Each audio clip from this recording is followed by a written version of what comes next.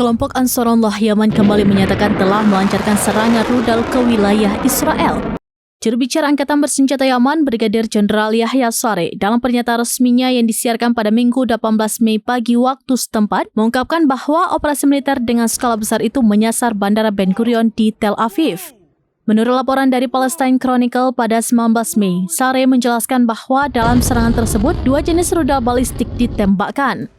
Rudal-rudal itu diidentifikasi sebagai rudal hipersonik Palestine II dan rudal kelas Zulfikar. Dalam keterangannya, Saree menegaskan bahwa kedua rudal tersebut berhasil mencapai target yang ditentukan.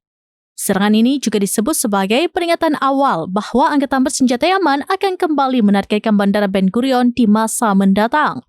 Pernyataan ini muncul setelah adanya laporan mengenai serangan udara Israel terhadap sebuah pelabuhan di Yaman yang diduga menjadi pemicu kemarahan kelompok Houthi hingga menyatakan kesiapannya untuk menyerang Israel.